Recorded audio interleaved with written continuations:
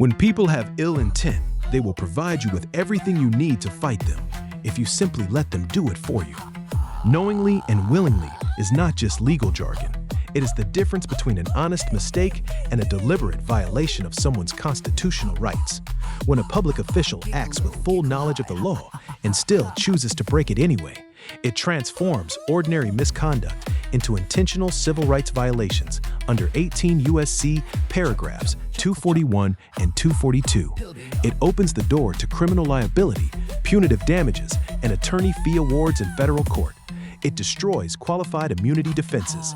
It creates pattern and practice evidence that can hold entire agencies accountable under Monell. In short, knowingly and willingly turns a shield into a sword and hands that sword straight to the person they tried to harm. David Ayraud, Deputy County Attorney for Larimer County, Colorado, knew this better than most. He had served as a judge in Fort Collins Municipal Court. He had decades of legal experience. He understood conflicts of interest, recusal rules, and the ethical walls that separate personal liability from official duty. Yet time after time, he chose to ignore every single one of them. This is not an isolated incident. Another longtime Larimer County resident recently went public with a 16-year saga of alleged retaliation, evidence destruction, and cover-ups, directly naming Ayraud as the central figure inside the county attorney's office who helped shield two sheriffs from accountability. The Colorado Supreme Court has already publicly censured another attorney tied to that same circle for obstruction and causing emotional harm. The pattern is unmistakable. Behind closed doors, Ayraud appears to have been operating with impunity for years, perhaps even longer, using his official position to steer investigations, block records, and protect insiders while ordinary citizens paid the price in housing, reputation, safety, and peace of mind. But in Rex Fredrickson's case, the trap closed in real time, on camera, and in writing. It started when Robert Thayer and David Archbell began openly referencing Ayraud by name in their own recorded streams. They credited him with extending county contracts and protecting their operations. Fredrickson simply let the cameras roll. He didn't interrupt. He didn't argue. He let them talk. Those videos became the first piece of the circle, self-incriminating evidence that later came full circle and directly implicated Ayraud. Then came the emails. Starting in June 2025, Fredrickson sent Ayraud clear, repeated, written notice. On June 25th, he reached out offering pre-filing discussion. On June 27th, Ayraud replied, identifying himself as the attorney handling the matter for the county. On June 28th, Fredrickson wrote back explicitly, "You are now a named defendant. You have a direct personal conflict. You must recuse." Ayraud read it. He continued anyway. The notices kept coming, detailed, professional, and relentless. Fredrickson cited Rule 1.7, explained the ethical barrier, attached the draft complaint, and warned that continued representation would trigger RICO and Section 1983 liability. Ayraud replied on July 1st, July 12th, July 3rd, and again on July 18th, July 26th, July 29th, and July 29th. In each response, he acknowledged receipt, denied the conflict, and kept right on acting as the county's sole point of contact and attorney. He routed communications through his office, involved his staff, and maintained exclusive control even after Fredrickson warned that every continued act would be treated as evidence of willful misconduct. By mid-July, the emails had escalated. Fredrickson documented the exact dates of notice, attached the recusal motion, referenced the videos where Ayraud's name had been invoked by Thayer and Archbell, and reminded Ayraud of his judicial background, the very experience that made ignorance impossible. Still, Ayraud refused. On July 29th, he wrote back denying any conflict and insisting he would continue. That single email reset the limitations clock and created a fresh, dated admission that he knew he was a named defendant and chose to stay in the case anyway. Every refusal became another documented act of knowing misconduct. He was not operating in the dark. He was operating with full knowledge, and he chose to keep going. The email chain now spans more than 70 messages, each one building the record that Ayraud had actual notice, understood the conflict, and deliberately ignored it. That paper trail is devastating. It proves he was not negligent, he was willful. The circle tightened even further on the day the ticket was issued. Fredrickson walked into the Fort Collins Police Department carrying printed copies of the exact harassment statute, CRS, Parks 18-9-111. He handed it over before any conversation even began, giving the officer actual notice of the full law, including the required intent element. The officer looked at it, then told Fredrickson on body camera, "You admitted to following him on the public roads. That is the statute. It's pretty basic." Fredrickson calmly pointed back to the paper he had just given them. He explained, line by line, that the law requires specific intent to harass, not just following. The officer ignored it, cut him off repeatedly, and issued the ticket anyway. Retaliation, plain and simple, captured on video after Fredrickson had already handed them the law that proved the charge was defective. Here is where the genius of the trap becomes crystal clear. Fredrickson didn't have to stop them. He didn't have to fight them in the moment. He simply created the conditions for them to make their own mistakes, and they did it for him, on camera, in emails, and in writing. Every time Ayraud refused to recuse, he created another piece of evidence of willful conflict of interest. Every time the officer ignored the statute Fredrickson had handed him, they created proof of a knowingly defective charge. The very videos Thayer and Archbell made to harass Fredrickson ended up documenting their own connections to Ayraud.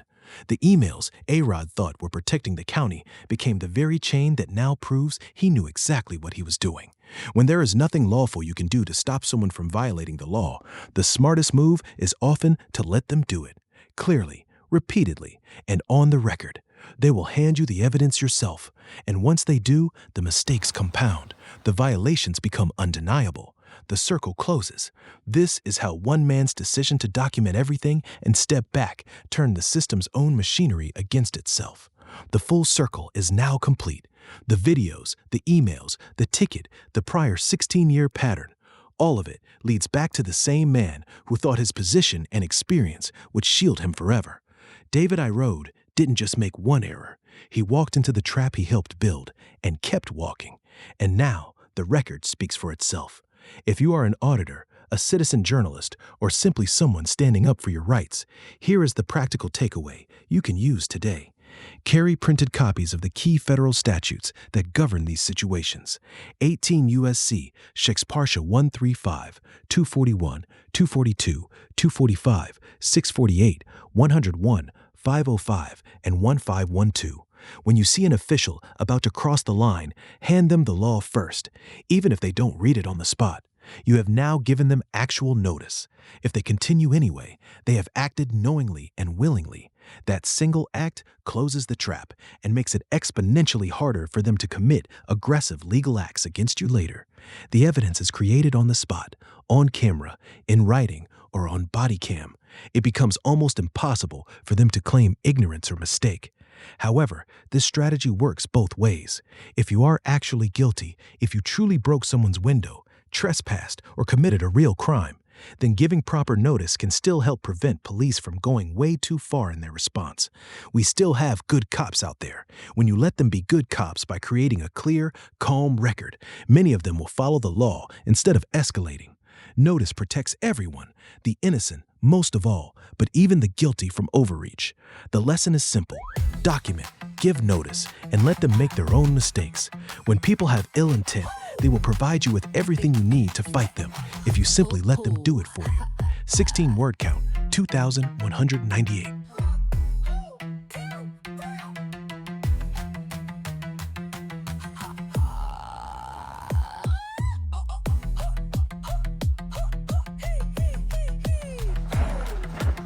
So did you decide to go ahead and give me a ticket then? I decided that before we even parked in the car. That's great. That's for you. Okay. I can set it over there if you want. I mean, this is the requirements for this ticket. Now, in those requirements, I have 3 years worth of harassment right here I'm going to explain this that to I've you. documented through the Fort Collins. Yes, I'm sir? going to explain the ticket to you and then we can chat, okay? Okay. Okay. So, you mentioned to our records personnel in there that this was the incident on the 20th when we all met here in the parking lot. 3:05, it initially started, the call came out, Vining College. This is all your information here. It really was 3:05? It was. Oh, yeah, these that's when it- timestamps are going to look funny.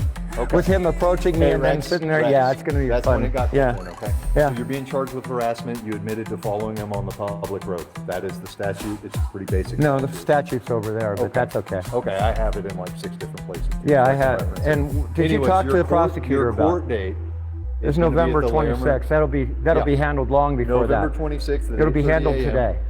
Wonderful. Let me finish talking. Okay. Okay. It's at the Larimer County Courthouse, Mm-hmm. 201 LaPorte Avenue. If it is not resolved prior to, you need to be there for that date. Otherwise, a warrant will be issued for your Wonderful. arrest, okay? This is my information here. All of this right here is just. Now, saying did that you it's talk to the prosecuting attorney about this? No, Rex. That is Okay, not that's a good thing, kind of. Unfortunately, that just gives you your name for the RICO charge. wonderful. Okay, so we have a lawsuit that is known by the prosecuting attorney for the last 3 years with Fort the Collins, lawsuit stuff you can systemic failure to uphold the law, and in the one instance that he sits there and approaches me, okay, and then I make sure that it's documented, and that's it. That's all I wanted. That was my only intent. The rest of that falls away, dude. I appreciate that. But I don't want him in trouble. I don't want him in trouble either. And here's the decision, when this is all said and done, is going to be determined by the court. Right, but the fact is, this is retaliatory. Fort Collins has already got knowledge of this lawsuit. They already have knowledge of the continued harassment. Can I talk? This is going to be handled in court. Why would you contradict this? I'm not contradicting. Are you guys just trying to be a jackpot machine?